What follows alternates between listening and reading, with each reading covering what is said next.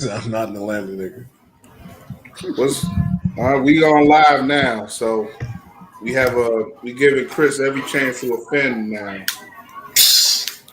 with his opinions on Waffle House. I mean, I'm gonna be straight up with you, right? I've been to Florida, Alabama, and all that. I've been to California, got family out in San Francisco. Everybody goes wild for In-N-Out. In-N-Out was decent. I feel like In-N-Out is real polarizing. People either love In-N-Out or the people who hear about In-N-Out and get hyped up for it and then have it and they're like, oh, this is trash. I can't believe this. Everybody told me that this was dope. But In-N-Out was all right to me. Like the animal style and everything was decent. And I don't like sauce on anything like that. I don't like condiments. So In-N-Out was like mad decent. But I've had Waffle House at least 3 times in my life before I went to Atlanta last weekend. And it's okay, man. It's okay. Their big thing is that they got waffles whenever you need it and that they stay open 24 hours. And so that's why they use that index to tell like how bad a natural disaster is. If the Waffle House is closed, then it's bad. But otherwise, Waffle House is okay. What y'all need to be on in the South, what y'all need to be proud of, is Whataburger. Down in Texas and all that, Whataburger is fire. Yeah. Whataburger beats the brakes off Burger King, McDonald's, Wendy's, Kuma's Corner, everything except Mickey's, and what's my spot out in South Holland, or is that Lansing? Shoop's. Oh shoot! Shoop's is fire, and the spot on 95th, right Ashland. Yeah, top notch. Yeah. Top notch is Y'all don't know about top notch up here on the north side, man. That's Chris's fast food minute.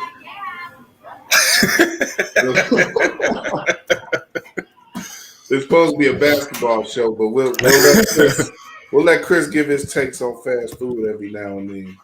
But Chris was just relaying some of his highlights from his trip to Atlanta. Your birthday just passed too, right? Yeah, that was last weekend. Happy belated. That was dope. It was dope. Appreciate it, man. 33, Pippin year. Happy belated. I wish a brother knew, so I would have sent my own personal. I didn't have any. I can't have lemon pepper wings right now. Why can't you? I'm trying to cut back on the salt. We need the Magic City review. Right. We didn't go to Magic City, man. We were playing rich. We weren't actually breaded up. You know, I saw some video. Y'all were letting Dracos off of some, weren't you? Was that?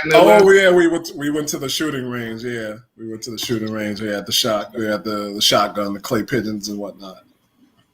Oh, that's a good way to go out as a bachelor. It was fun. It's fun shooting. I did that in Boy Scouts too. I'm not an advocate of guns for anything else except sport like target practice. You know, I'm not about here to shoot no deer, ducks, animals, things like that. If you want to just shoot some bottles, some clay pigeons, that's cool. That's fun. Yeah, nothing wrong with that. No. But it's actually we've been busy quite a bit lately. It seems like our group has been. Just squeezing in a show here. It's been almost 2 weeks since our last show. So I wanted to get something in. This would be spur of the moment if we were trying the last couple of days to get the show in, but we couldn't do it. But we got most of us here. I think Drew is getting an early start on Juneteenth or something. He's been doing something every day this week too. I don't know, but he's not here tonight. But we wish him the best as always. But we like I said, just getting in the show. You got a couple games tonight. The Nets and Bucks first game in Milwaukee. Hopefully that'll be some type of game. We're going to allow ourselves to watch the second half of that game at least. Hopefully it won't be a 49-point blowout by that time. But Yeah, it's been interesting this second round. Like I said, 2 weeks ago, the last show we did, I was sort of needling our friend and guest Dwayne Rankin. Me and Josh was on with him the week before last Friday, and I was saying like I really thought at the time that it was going to be Dallas and the Lakers ending up in. I was sort of needling them when I said them, but I kind of, Dallas and the Lakers were both up in their series. They were looking strong, but like Jay and Too Short said, it was all good just a week ago, and a lot has changed in the Western Conference. Now the Suns look like they're the strongest team out there. The Nuggets, who were able to overcome Portland, are looking like they're almost out the door. And Utah, like I said, outside the Suns are looking just as strong. But, in the East, you got, like I say, the Nets have really shown themselves in their first two games against the Bucks. Philly and Atlanta's looking kind of up in the air right now. Their first game in Atlanta is going to be tomorrow night. I don't know what has caught you guys' attention over the past week or so. Milwaukee for me, for sure. I apologize if I took that one from you, Josh, because I think that's more interesting I think that's more surprising than the Phoenix-Denver gap at the moment. And I'm surprised because I thought I prepared myself for another disappointing Bucks playoff run. And it doubly sucks to me because I like Giannis a lot. Like, for being a regional rival, he's got a fantastic story.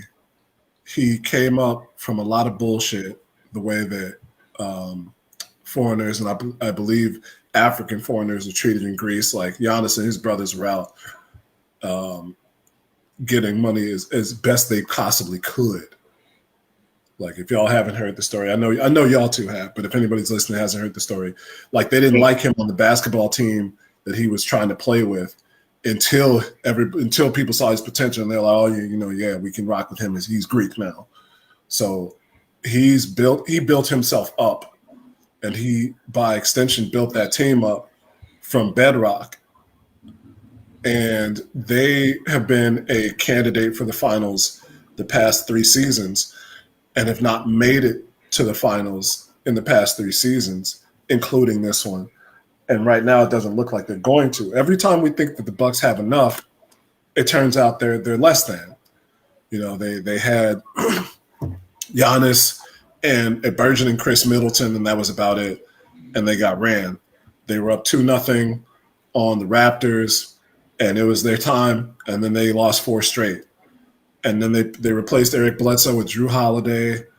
They got White Dante, who has been largely absent. They flipped Tony Snell for better pieces. And now here we are again. Like, at this point, I know so many Wisconsin people. I want the Bucks to actually succeed. Like, I want to hear them trash talk, so they have a reason to trash talk, man. And here we go again. And I know it's the Nets. I know it's the young Death Star. But it's disappointing. Like, with Phoenix, you got Chris Paul, who is a legendary playoff killer, right? At the very least, you expect him to do things in the second round to what's still a fairly young team that's also missing their number two player. But Giannis is a 2-time MVP. Even if he's going up against Kyrie and KD, like, you can't get blown out like that back-to-back nights or back-to-back games. You just can't do it. It's disappointing. I'm disappointed. I agree. I agree with everything you say. The only thing for me is just I don't understand why they played the way they did in those first 2 games. Like, the 3-point numbers alone were just baffling to me. And when and at the same time in the first game they had like a record number just about of points in the post. They had like over 70 points in the post in that first game. You know, you would think that you would play up to your strengths if you were, you know, Milwaukee. Everybody coming into the series was like, you know, Milwaukee's got the advantage in the interior. They got the advantage overall with size. They got a long team. They could out rebound. They could do whatever in the post, pretty much, and scoring because the Nets don't have any type of rim protection.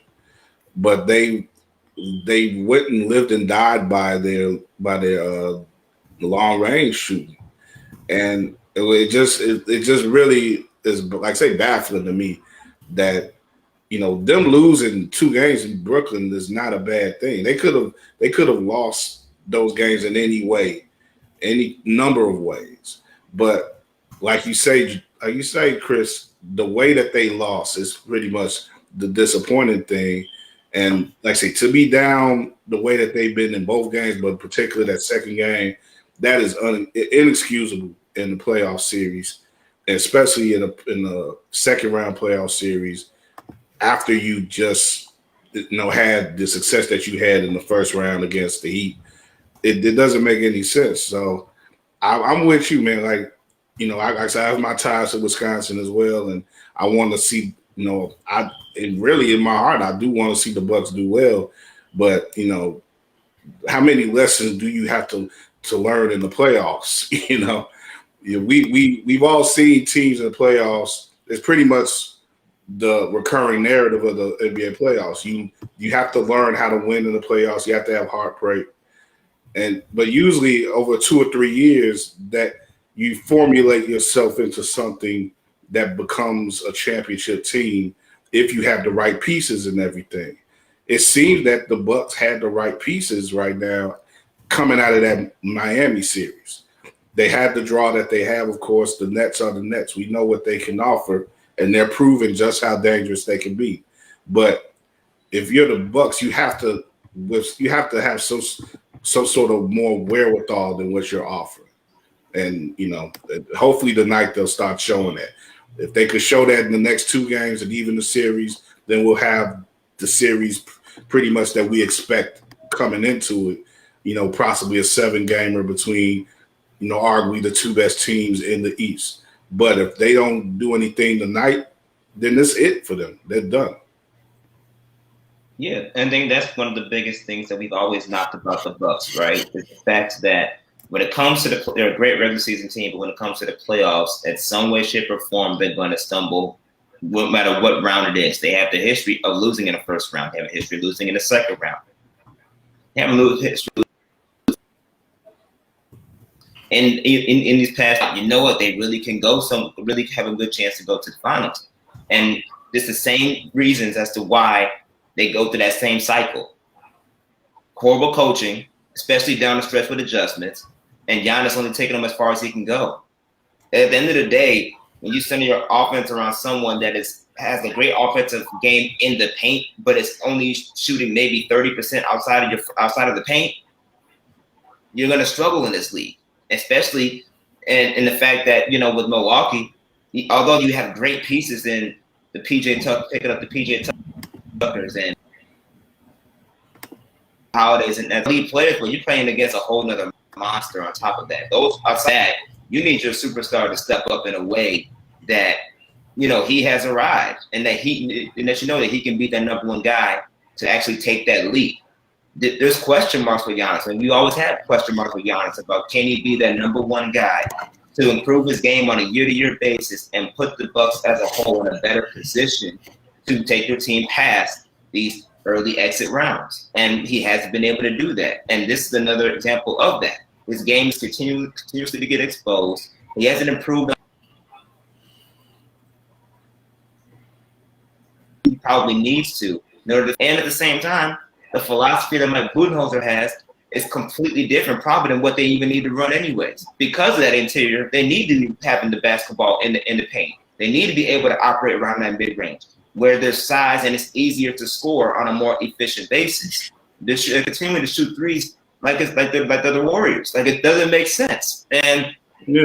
And Mike Budenholzer has always been criticized of not just offensive lack of adjustments, but defensive as well.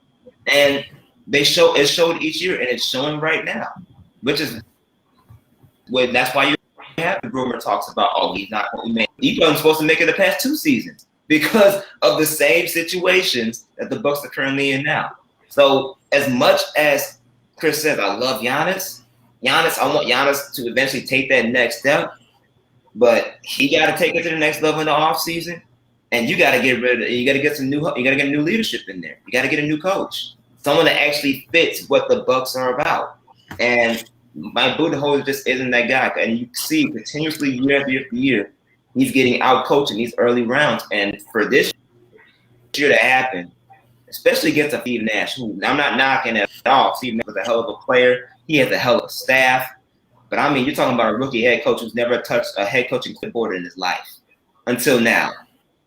That shows how much of an impact that not just the players that he has, but the talent, as far as the talent he's working with, but the experience and the coaching experience he's surrounded himself with to make whatever adjustments that are necessary to put his team, the Brooklyn Nets, in a better position to Milwaukee Bucks teams in the way that they have, especially without one of the big threes in James Harden. Yeah, I'm willing to give Kerr credit, but like I think you mentioned the depth of their coaching staff overall. They have a lot of experience throughout their coaching staff. I think you could put a number of rookie head coaches in that position that the Nets have, and they probably would do well, with those coaches and with those players. More importantly, like I heard like Bomani Jones speak to this earlier this week. Like they hardly run any plays on offense. Like they just run out and ball like it's the Rucker or something. And because they have the talent that they have, they can just they can manifest what they need to manifest on offense. Pretty much starting from any point, starting from any dribbler, anybody who's bringing up the court, and like.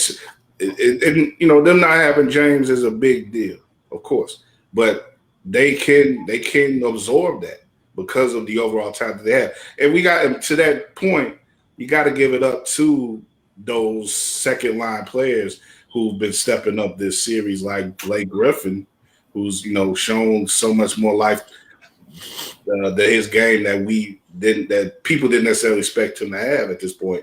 But people like Mike James and of course Harris, has always been a pretty reliable shooter out there. And they just got a deep ass team with so much talent out. And pretty much the only thing that they don't have again is that interior, presence on defense. But outside of that, they pretty much have everything that you can want in a team. And as far as Budenholzer goes, he should be coaching with more urgency. He should be coaching for his job, and his job should be on the line. If they fall in this series, especially in a 4 or 5 game loss like that, he's got to be out the door because he's not having the influence on his team that he should have to allow them to do the things that they need to do to adjust. Like you say, Josh, adjust within game. And just to stop doing things that go against their better nature, and such as the distribution of shots from outside to inside, they're not doing the right things by themselves, and it's leading them to being embarrassed. So, yeah, if things don't turn around and turn around quickly, then some big changes are going to have to be made. But at the same time, I still think that they have a team. Right at this time, you can add another guy to it, of course, another number 2. But Giannis is going to be Giannis. And I don't know how much more you could ask of him outside of the adjustment part and the being intuitive enough to adjust your game and again, play to your strengths instead of allowing the other team to dictate you, especially a team that isn't really defensive oriented. Why are you letting them dictate your game? when they're not locked down guys over there on Brooklyn. So yeah, I think this is more of a mental thing or an intelligence thing. I think that needs to be evolved with Giannis, not necessarily a physical thing. So I'm not going to be expecting Giannis to hit 40% from any range outside of the post. He's just not going to do that. But he needs to shoot in that post more. That's what he needs to do. I think it's weird, right? Because this is the age of the NBA where we see the guys who were quote unquote unicorns, utility guys, do it all type guys like Jordan and Jerry West and Oscar Robertson and LeBron. Those guys are more commonplace because of the fact, I think, that the 3-pointer, the long distance shot, is not just more involved, but more necessary. So guys have to add that into their arsenal earlier rather than just being hard chargers who can slash and get to the basket anytime they want. Like Rose had to add that 3-pointer into his arsenal quick. Zion was a pretty decent 3-point shooter when he came in. With Giannis, he increased his percentage 5% over the from 2 years ago to now. Yeah. But that brought him up from 25 to 30. And like Josh said, that's not going to cut it because they can back off him when they want. Giannis might have a 4 for 6 night from deep, but that's the flip of a 3-headed coin that he'll get that. And you also having like Middleton shooting 8 for 19 or something like that. He's not having awful, but it's not like if he's shooting, he may be shooting. I can get the numbers up, but he's had some bad numbers from 3, and he's had bad numbers overall shooting. So if you have to get more from Middleton as well, you have to get more from your supporting players because the Nets are getting stuff from their supporting players. The big guys are scoring, but they're getting their supporting players in the game too, and that's why they're scoring so much points and outdoing Milwaukee like they are in the large part. Yeah, I mean, at this point, you just gotta hope that the team has enough pride to give to ground and give at least more game for the rest of this series when it comes to the Brooklyn Nets because we got 2 games at home now. As much as they have been supposedly average road team over the season, they show up on the road when they need to show up. They showed that in the Boston series. They can do it in Milwaukee, and as long as you have Kevin Durant and Kyrie Irving on your team, anything is possible as far as how bad of a beatdown you're going to get or how close to escape you're going to win. And also pretty much how bad and pretty much also how they can even lose, depending on how we see it's put up or shut up. Game 3 is going to be the game that's going to define whether or not Milwaukee Bucks are going to just pack their bags home that much early, or they're going to at least extend it for at least another couple of nights. Because at this point, it's time for the superstars to step up and play in the way that they need to play. Giannis needs to have a big game. I mean, Chris Middleton needs to have a big game as well. Drew needs to have a big game. All the supporting cast need to have big games and need to show up. But this is going to be a defining statement game that Giannis needs to have, especially since he has been demoralized defensively to going against Kevin Durant. The chatter that's been taking place on, KD coming out and saying that, oh, don't compare me to Giannis and things of that sort. Like, he said he didn't say that. Well, I think Jay Williams said something about that, and KD responded with that whole situation. But with that stuff going out now, everybody's talking about how Giannis is pretty much this weak boy. Like you gotta show some pride and pretty much show what you're made of, and this is the perfect opportunity for him to do so. Yeah, I said KD says he didn't say that. I don't think he's going to admit that he said that. But I don't see why Jay would necessarily lie in that situation. But Jay's got to learn too. You don't run with all that stuff to just because you on ESPN now. You got to fill out 3 hours in the morning, with Keyshawn Johnson, running his mouth in the air. You gotta find. You don't have to. Yeah, you don't have to. And in most cases you shouldn't, because now he's end up burning a bridge with KD. That that would he's supposed to be his guy. Now he gonna mess up his relationship with him just because he What did Keyshawn say? I just threw Keyshawn in there but that is the situation though. They're doing a morning show together. Keyshawn ain't gonna lack for mouth. So, you wanna step up and match his mouth. So, but anyway, we talk about the do or die situation that the Bucks are in. Do we feel that same way about Denver? And Denver down 0-2 now. They got whooped pretty well in that game too as well.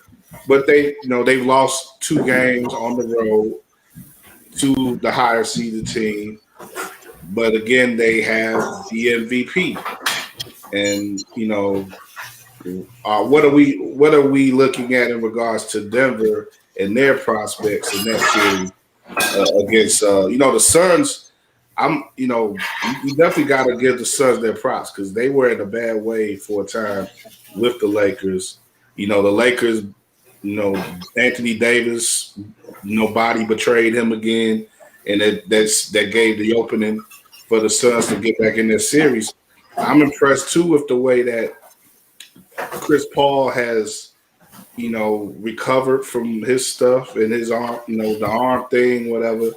I think this could be a time where, we have that long history with him of his playoff injuries and everything, and him coming close to these moments where he can get over the hump with teams and, like I said, his body betraying him at those inopportune times or moments. But, I think this may be the year where the basketball gods are lightening up on him. And, they let him get a taste of his mortality in that first round. But, if that's it for him and he's able to go through the rest of these playoffs, with a clean bill of health, that's going to be hell for the rest of that Western Conference. So, the Suns have asserted themselves in their first 2 games here. Do we think that they have as good of a lock as maybe those Nets have on the Bucks, or maybe even more of a lock? Go for it, Josh. I'm checking something I wanted to see first. Yeah, I mean, let's put it this way.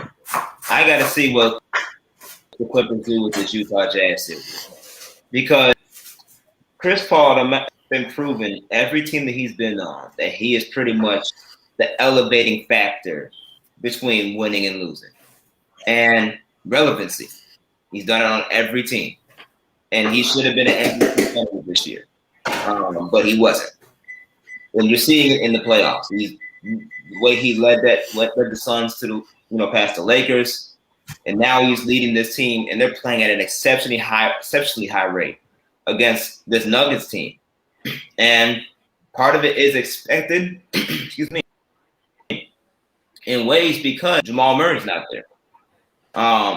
So you have the MVP in Jokic, which well deserved of that award. But at the same time, you're missing a point guard that who's younger and has proven that he can come through in the playoffs in the big moments, and he's not there guarding Chris Paul. That's the challenger of that point guard position that you're lacking in. So yeah, I'm not surprised Chris Paul is having his way. I mean, he's always had his way in certain playoff series as far as his play and the teams that he's been around and elevating their games. But what I'm seeing from I think the special thing with the Suns is the fact that is the emergence of Devin Booker. in these playoffs and how he's played with Chris Paul. I think, if anything, that's one of the biggest things of Devin Booker leading that charge of showing the skill set that we've been wanting for the longest to see in the playoffs, and pairing that with the Chris Paul to help elevate the DeAndre Aytons, to help elevate the Mikal Bridges, to help elevate the Cameron Johnsons, to elevate Campaign. I mean, you know, Campaign literally has a campaign down in Phoenix. Like, so big thing that we cannot overlook when it comes to the run that these Suns are making and Chris Paul is leading. And because of that, and the fact that they don't have Jamal Murray, I think is going to play a big role into how this series turns out. Now, of course, Denver, you know, things did this first 2 home games. They won what they won. We'll see what they do in Denver. And we'll see how Denver responds. But, you know, that's the way they won those games, especially the second game in that fashion.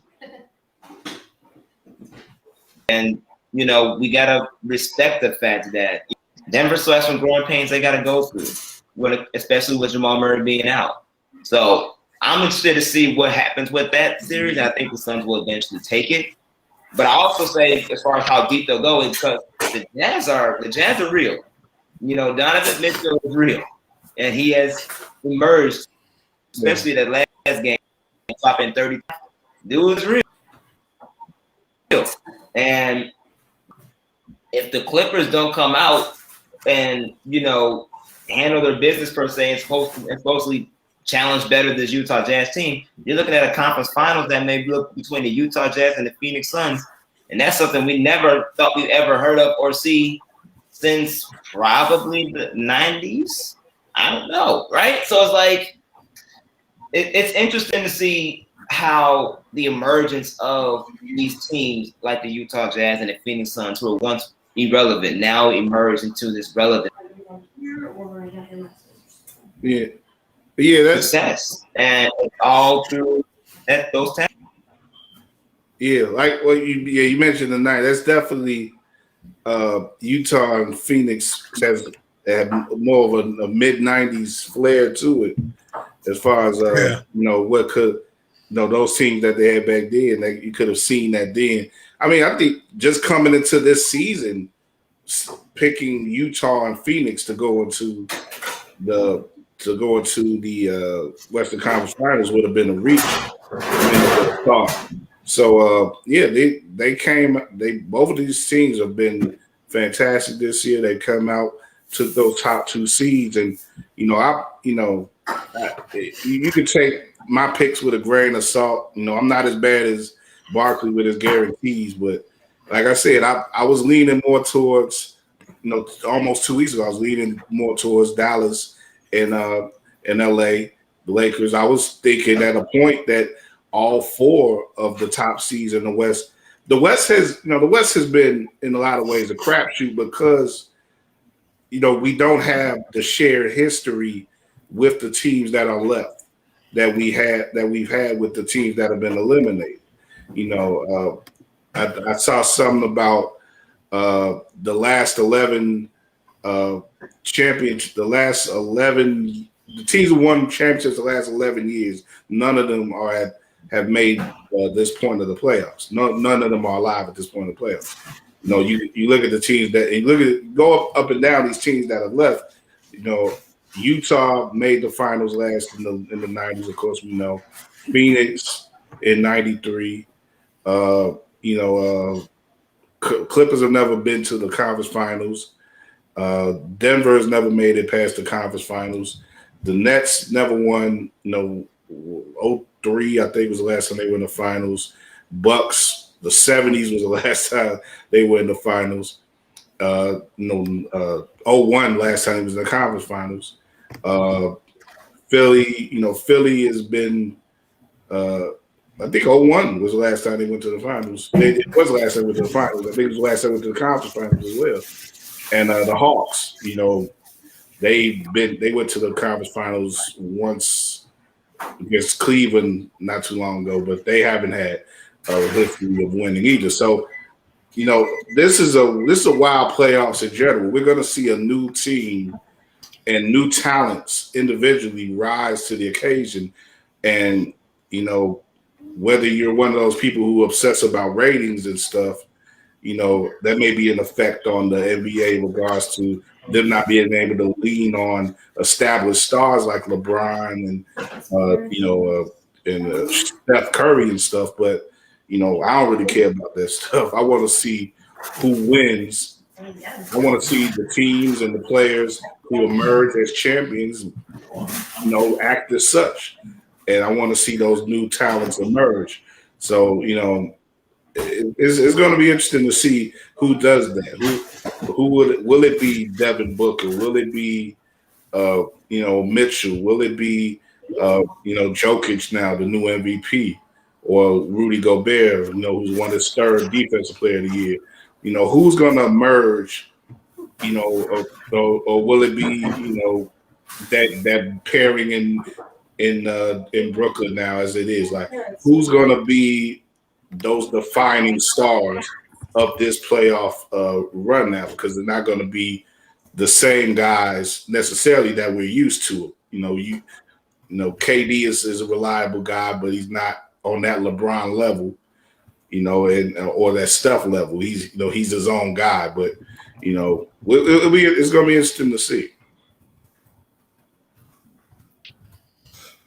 My only thought takeaway is that Denver's defense has to get better, and that's going to be a problem for them because just checking their stats, they're kind of middle of the pack defensively, especially at the 3-point line. And you got a team that thrives shooting threes with Devin Booker. Chris is a mid-range guy, but he's 4 for 5 in the series so far. Jay Crowder is 6 for 13. And Michael Bridges, man, from all the Eric Collins hype that we got, we saw way more of Miles Bridges in the second half of this season. But Michael Bridges is doing a hell of a job right now on Denver in terms of just being a guy who can hit shots from beyond the arc. I looked at the stats, and of the players who have gotten significant minutes in the series so far between Denver and Phoenix, and that totals 9 guys, only 3 of those guys are shooting under 500.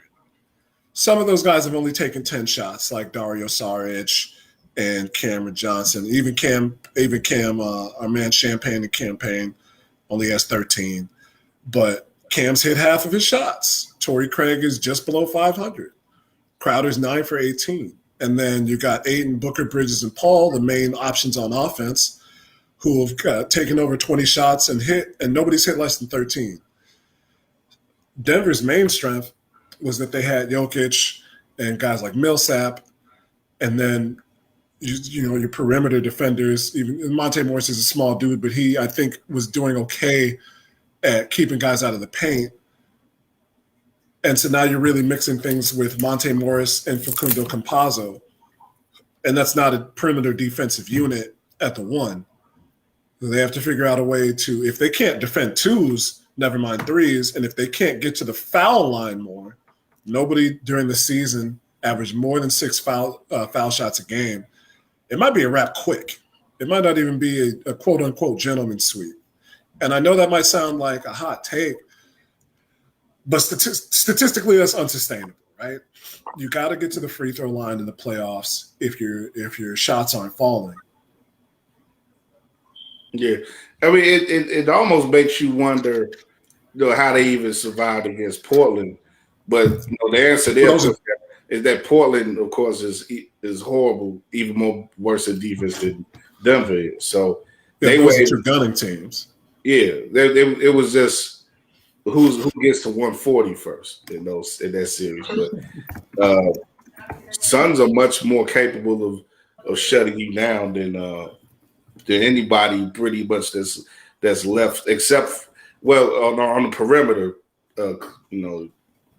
Clippers got a lot going for them, but the Suns play a nice brand of team defense, and like you say, they don't have any the old the old guys from Colasso or whatever his name is, the old rookie.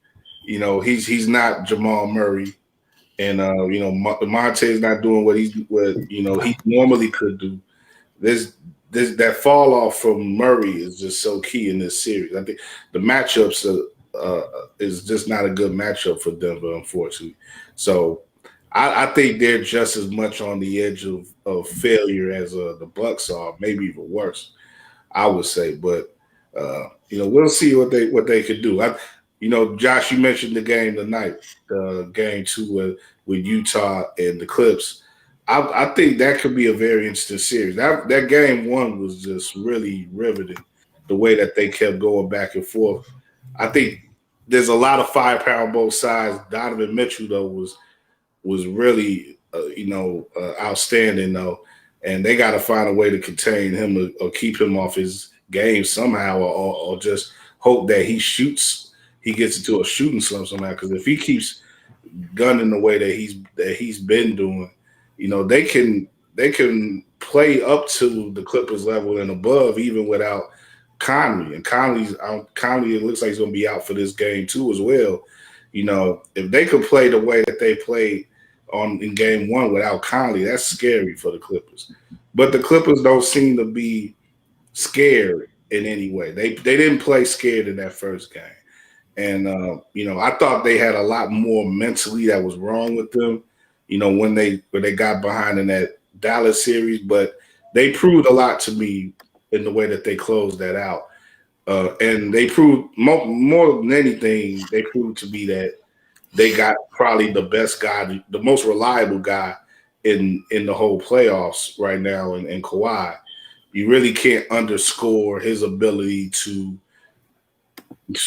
really in that old school way, grit out a win, you know, to get a win almost by strength of mind as much as anything. Strength of will, I should say. And you know, will his team to a win in the way that like Jordan and a lot of old school guys would. So, you know, Kawhi, as long as they got Kawhi going, I'm not going to undercut or underscore underrate, I should say, the Clippers. But Utah is tough, and the great thing about Utah, even though, you know, probably about a third of that crowd may throw the N-word at you at any given time, they really do have a great home court advantage, and they have a real home court advantage, unlike just about any other team left in the playoffs. And that's traditional for them, because the crowd that you would see in game 1 are pretty much the crowds that you saw in 97 and 98 when they were trying to intimidate the Bulls when they came into town. So there's something about that fan base, you know, like they're problematic, but they're loyal to that team. And when the playoffs come, they show out and you know, with their noise and their theatrics and stuff, you know, a lot like a Duke, but on the pro level or something, you know. Yeah, and I also think with Donovan Mitchell, you know, you got someone that you look up there too that's actually going to these games and supporting and even coaching them on the sideline. And D Wade, yeah, I mean, that's fair. Yeah, you got that on a consistent basis on your hip. The sky's the limit for Donovan Mitchell. What this Jazz team's gonna look like moving forward, because if Donovan Mitchell wanted to learn from anybody else, D Wade is the perfect guy to do it. They have such similar skill set. Point. Donovan Mitchell has a better jump shot or 3-point shot than D Wade ever had. So combining that with that skill set in today's NBA, that's scary. And exploiting that on a consistent basis with Donovan Mitchell really figuring out what the NBA playoff is like and what it takes to really get to that next level.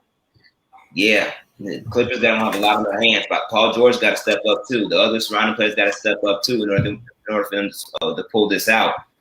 Because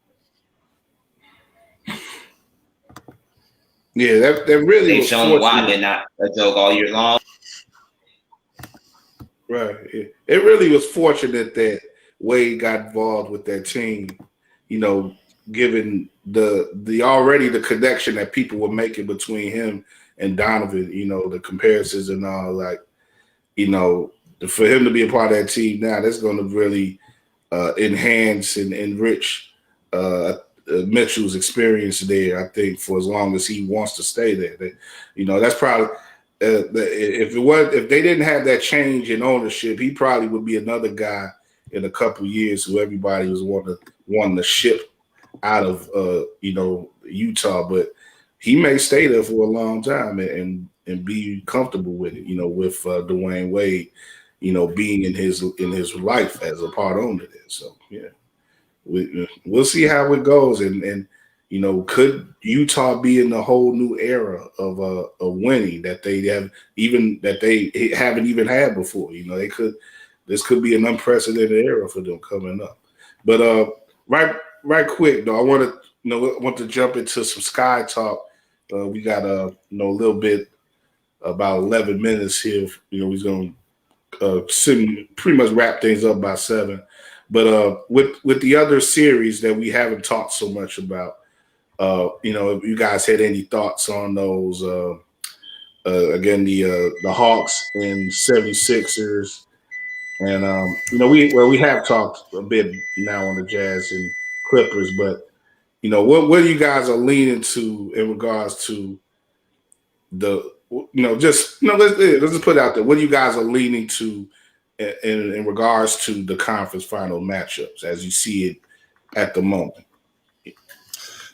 I think the Sixers are going to pull it out, not because of youth or anything like that. I just think they finally got hard. They finally got hardened, man.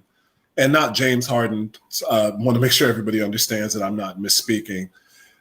The losses, the missteps, the shortcomings harden them. Yeah. And one is Doc Rivers' first year, and I feel like that's usually when he's been best recently. And 2, they've had their full squad, and it just feels different. It just kind of feels different for them. Ben Simmons was an MVP, DPOY candidate. Joel Embiid was an MVP candidate. And even when they were good, even when that Hawks team took the Raptors to the brink and was that close, I don't think they were that good as they are now. Well, that was a whole different team. Yeah, that's true. That's also true. But I mean, even so, like that was the best iteration of the Sixers that we'd seen with Embiid to that point. And they had always been exciting. They'd always been kind of the talk of the town. But you said when the 76ers took the Raptors. No, I said the Hawks. I misspoke. I said the Hawks. Okay, that was my fault. This is the best iteration of the Hawks that we've seen with Joel Embiid at the pivot. And I think they overwhelmed the Hawks, just not necessarily overcome them, because John Collins has to prove that he's returning to the form that made him a statistical darling. And Kevin Huerter could be improved upon. He's a good player. He's proven himself a good player, but by no stretch. But I think he could be there's a better person to be had unless this isn't his final form. And so with just Trae Young, in terms of who can just take over a game, I don't think that Atlanta could really overcome Philadelphia. And then on the other side, like I said, I think it's the Nets. I think it's the Nets, bro. And that's going to be a nice East Coast, former New Jersey, New York rivalry game. I mean, the Amtrak. They're still pretty close there, yeah. Bro, like to get from Barclays Center to Wells Fargo with the Amtrak and the trains probably takes you 2 hours, maybe 3.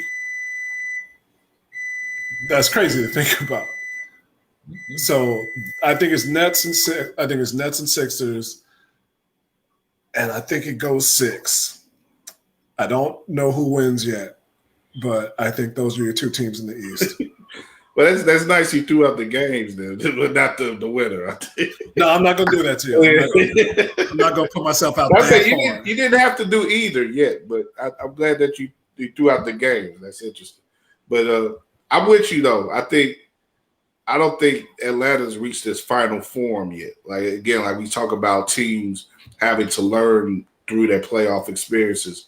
Atlanta's sort of just getting there, and I think they probably gonna need a year or 2 more of seasoning.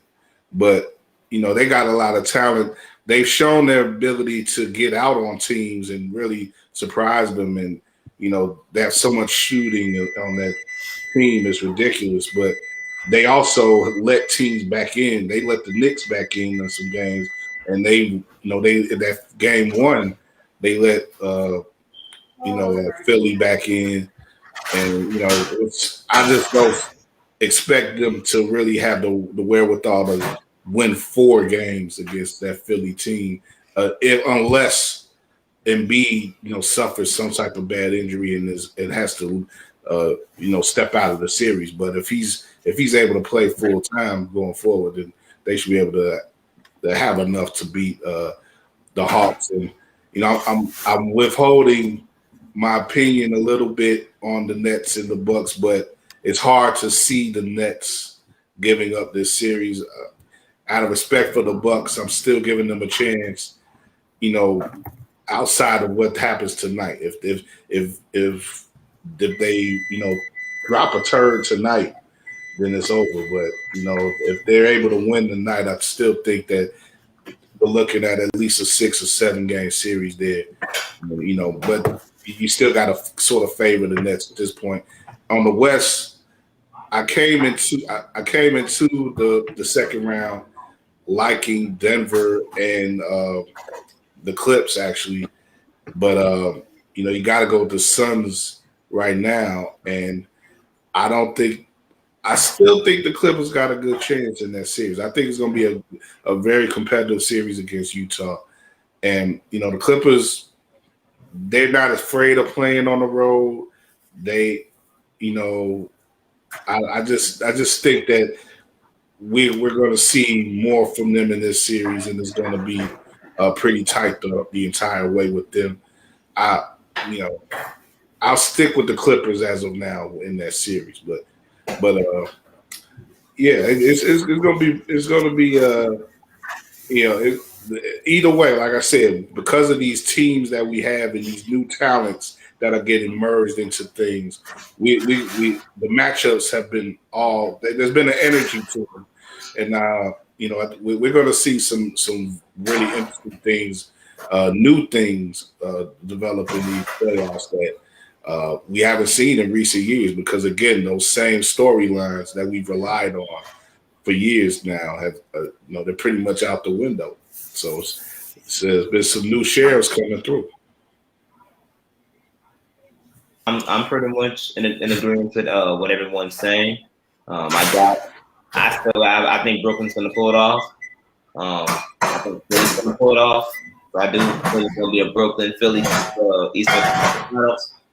And in the West, I think we're going to end up seeing a Utah Jazz and Phoenix Suns finals, Western Conference Finals. I do believe that's going to happen. And that's going to be interesting to watch for sure. You're talking about Chris Paul against Mike Conley.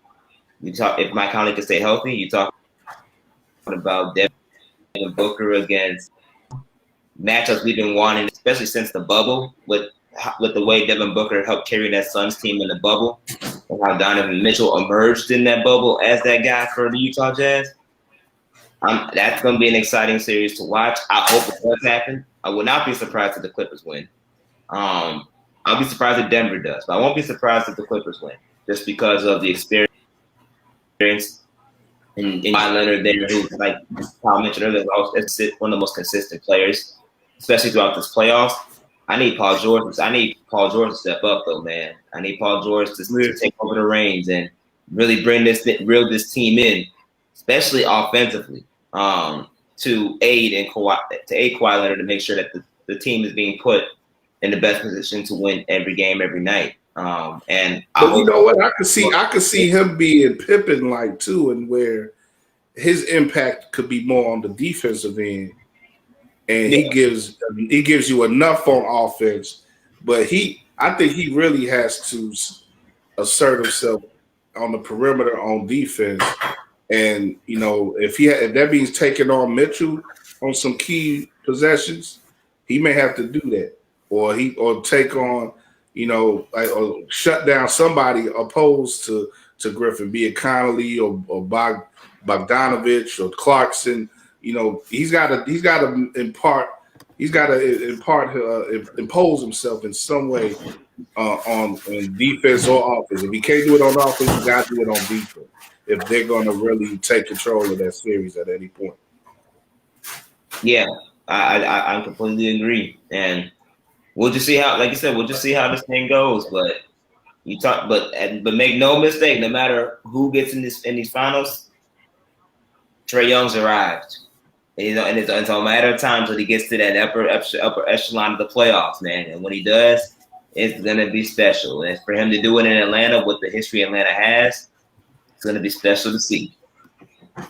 Yeah. Once he shit talk the MSG crowd, they got their 21st century Reggie Miller, bro. That's gonna be a worthwhile battle for years and years and years, as long as he stays in Atlanta, which isn't guaranteed anymore. The way you had guys like Reggie stay in Indiana. Trae might take his talents elsewhere at some point, but just knowing what that was is, I think, what gets lost to casual fans and to even some true basketball fans about the playoffs and about the top-heavy nature of the NBA is that these first and second round games with the non-top seeds is where you get a lot of storylines and things that make the game fun. Yeah. Like you have that Bulls Celtics series, and the Celtics were a top flight team, so that's not necessarily the same, but they weren't locks for the championship in any sense. And that was Rose's coming out party, right? These past few years with Portland, Denver, Portland, Utah, Denver, Utah, all of those series out west with the young guys coming up, where Lillard, Mitchell, Jokic, Murray all made their names. And now you have Trae Young, just like Josh said. He's arrived. He's put his foot in this NBA, and it tastes better for it. Yeah, definitely Trae is going to be a force for years to come in the playoffs. You could say the same about a Luka Doncic, but, I think his organization may be failing him. And it's interesting, given the way that they both came into the league, traded for each other and everything. And, there was some Dallas talk I wanted to do this week, but we had a guest that we couldn't get, when we changed some of our plans, we sort of messed up with his plans. So, but we're going to get him on next week, our man Landon Buford. We'll try to get him on next week and talk about, because he's set down there in Texas in the Dallas area. That's something that's been interesting to me in the past week or so for a couple of reasons. But we'll talk about that next week. But we talked quite a bit on the giving you about an hour on these NBA playoffs. Wanted to give a quick couple minutes on the Sky. Chris, they had a 7-game losing streak that they finally were able to get off of on Wednesday with a win over the Fever. Not necessarily one of the powers in the league, but a team that if you have that win there available to you, you get it. And of course, the most important thing is that Candace Parker finally gets on the court at Wintrust. And what are your thoughts, right quick on them? And can they turn things around sooner rather than later? It's tough because it's such an up and down season with so many breaks, and never mind the injuries that they had with Candace and Allie being out. They had to deal with the break first for FIBA play 3-on-3, and then Olympic training camp is coming up pretty soon, so they're going to lose Stu Dufall for that. They're going to lose Diamond DeShields for that. They might lose Kalia Copper for that.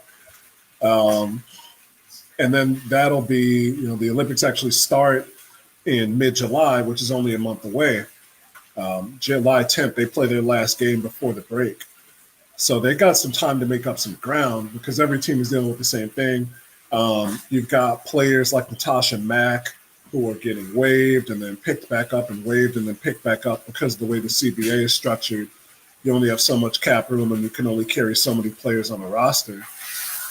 So it's good, one, that they got Candace back, and I can only hope that James Wade and the rest of the coaching staff felt that it was better to get her back healthy rather than bring her in before to try and help end the losing streak, because not only did they lose some tough games, both of those games to Phoenix were games lost in the last 5 minutes, or within the last 2 minutes, I should say. They lost to the Sparks 3 times. So it's good that they got those players back. 2, it's good they're playing Indiana, because Indiana is going to be the doormat of the league this season. It sucks because Pokey Chapman, I like Pokey.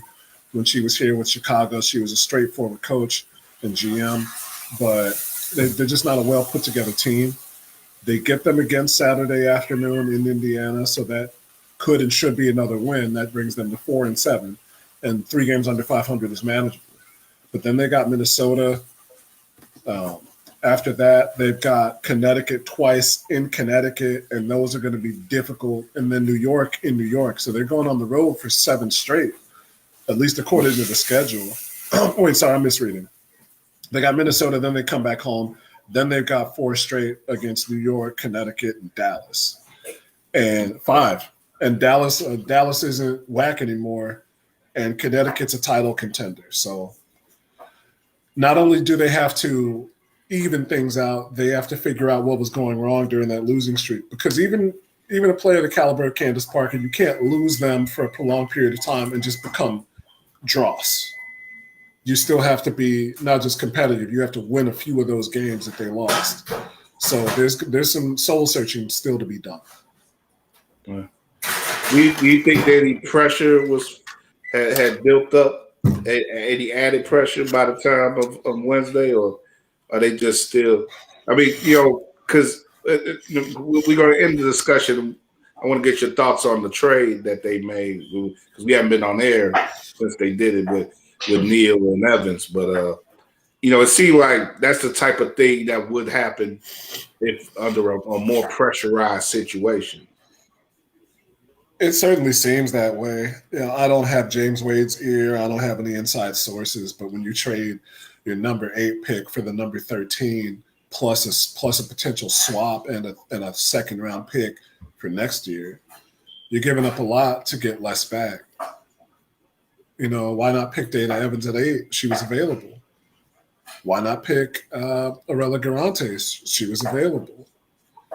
If you wanted to, I know you want the players you want, right? But if you know what the situation is going to be potentially, even with Candace being out for 2, almost 3 weeks, can you not carry Shyla? I don't think she's going to be on the Australia national team, and Dallas is going to have to deal with that. Well, Dallas waived her after they got her, so yeah. I think obviously the biggest loser in this is the players. It's tough to talk about what Chicago's lost and not think of the players first, because like Natasha Mack is bouncing around. Shyla Hill got drafted, got all this hype, had to deal with visa issues and COVID restrictions before she even came over, played 2 games, got traded, and got waived. And now she's back on her way down to the Southern Hemisphere. That's a 19-year-old going through all that. Yeah. Most I had to worry about at 19 was picking my hours, making sure that I had Fridays off on my college schedule. So that's a lot for anybody to deal with, especially rookies. Rookies in the WNBA are going through a lot of tough times right now. So I think that's the most important thing. And I talked on the last game that I was on, the post game, I asked Lexi Brown what it was like, because she's a veteran, but she had to deal with the same thing. Mm-hmm. And she said point blank, they got to take a look at the CBA again. She's talking to her agent. She's talking to other players in the Players Association. And I think that we're going to see that sooner rather than later. So not to divert from the point about what Chicago has, Chicago's trade, because I think the trade does smack of some pressure and desperation to get a more ready player on the roster. But the reason that they had to make the trade, the underlying reason, I think, is the fact that there's not enough teams to carry players who who are potentially ready. There's a lot of if it was the same situation for the NBA, and it was at one point in history, there's a lot of guys who we saw this year who wouldn't have gotten a sniff in the league. Mm. So that I think that's going to come up as a talking point sooner rather than later. We're going to see exactly what Kathy Engelbert is made of in terms of business, and we might get some acrimony if sports labor history has taught us anything. The salad days are coming to an end for the W and their fans. It's gonna, I keep saying this, man. The league is gonna become like every other league that makes money and pisses fans off. Yeah, that sounds pretty. Yeah, that sounds pretty rough, man. But I'm glad that. But see, these things happen though I think when you treat players as disposable items, these things happen. They have to fight back on some sort of level, and I'm glad that you went in that direction with with Charlotte Neal, because when I heard of that in the trade, it was very discouraging to me. It was very, I just didn't like hearing that. A player of that, like I said, you never would see that in the NBA. A player gets drafted in the top 10, gets released, gets traded by her team within a couple months of being there, not even months really, of being with the team, and gets released by the team they're traded for. It's like, that's ridiculous to me. And, I wish her the best of luck, but like you say, they have to strengthen themselves as a player organization in that WNBA. And, we've heard of things in the past that they've dealt with, lesser, travel accommodations and things like all sorts of, the issues that they had in their wubble, as opposed to, the amenities that the men had in Orlando. They just get disrespected on the low too much, so if they got to fight those things, I'm definitely have their back. And I think that they know how to fight injustices in that league, those players do. So, give them hell if they have. That's what I say, if they have to. I think it's coming sooner rather than later. Yeah. That's like it's gonna happen. The WNBA, especially from a player's perspective, really put the world on a map of what they can do tonight, especially when it comes to social justice issues. And the problem, and they already know what impact that can have, not just within the league, but within society as a whole. They're in the upward projection of what the true definition of social activism really is among sports leagues. And this is just another added layer to what that chapter really could look like when it comes to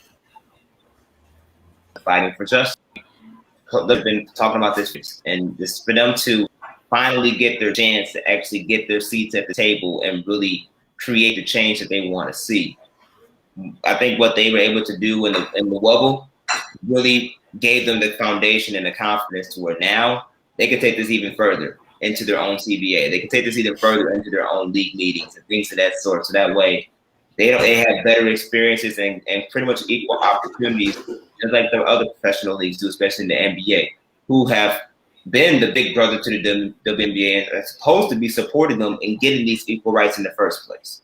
So it's about time. And players are gonna step out and talk about this even more and be more vocal about it, because we're in that era where social justice platforms are being utilized in such a more vocal state, especially at these press conferences, especially through social media campaigns and things of that sort.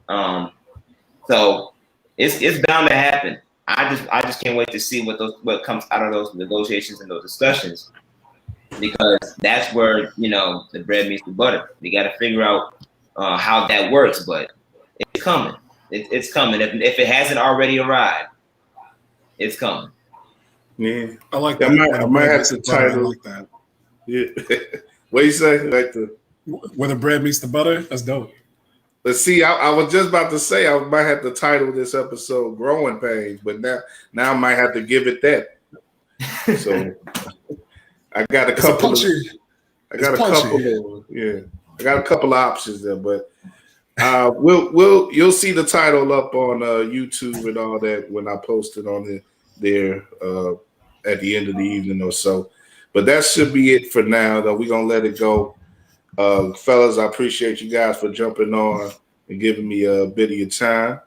We'll leave you guys to that this week and see how the rest of these series play out and see if the sky can continue to bounce back. But next week we'll be looking to come back with some more hot stuff. Like I said, bring my man Landon on. Hopefully Drew will come back and offer his thoughts on some things. Try to branch out on some more, maybe bring back some more Bulls talk. I've heard a couple of talking points about the Bulls recently that have been interesting. Kobe White just had shoulder surgery.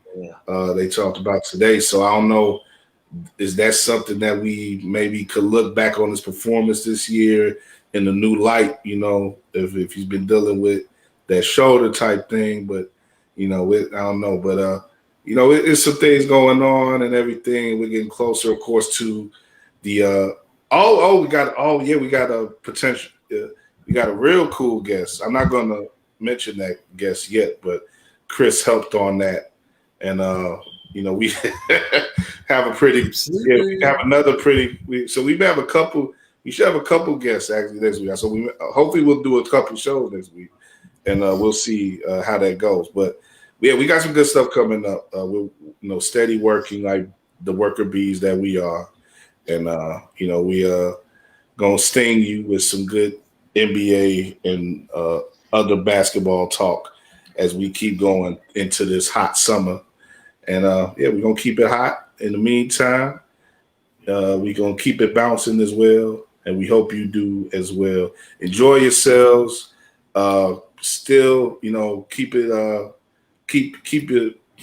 careful out there. Everything's gonna be open tomorrow here in the city and everything. But don't go out there acting a fool, man. Just it's just summers are complicated enough around these parts, man. So just try to enjoy yourself as best as you can, but be mindful of yourself and those around you. Let's try to be safe and enjoy our reawakening back to the outside life. So that's it for now, though. Oh, speaking of which, I got to go over this list I saw you put up right quick, Chris. Oh, your summer goals. Shouldn't put stuff on Twitter, man. You shouldn't put stuff up on Twitter. But your summer goal, I'm not even gonna go. The only one that I think I could rock with you on is seeing a Sox game in Kansas City. That would be pretty cool. If you down to do that, I actually may try to rock with you on that one, because I was planning to go to Kansas City myself last year. I was gonna try to sneak it in, but things were just too bad. But But yeah, it's like every year that I see the Sox play live, I see them play Kansas City at some point. So instead of doing that here in Chicago, you might as well do it in KC. And I want to go. I want to visit the Negro Leagues Museum too. So exactly. Yeah, it's over Labor Day weekend is the next real chance that they got on a non-work day. So that might be the wave. We might to talk about that, man. But the other stuff, I have to let you rock with those. Hey, I don't watch the cleanup. We got to do the cleanup at Arthur Ashe Park, man. That's the park where I came up. I don't know why I was reading that like a pull-up. I don't know why I see it now. I said cleanup. I thought you would say you want to do a pull-up at Arthur Ashe Park. I mean, we could do that after the cleanup. They still got the barbecue. Well, I would have to get down to 2:30 first, like you say, but that's gonna take me a lot longer to do than it will you. But maybe I could do a pull up at 2:30. But But no, the cleanup at Arthur Ashe Park, I could rock with that too. So now that I'm reading it right, I could definitely rock with that. But yeah, that you want to follow Chris and follow his summer goals.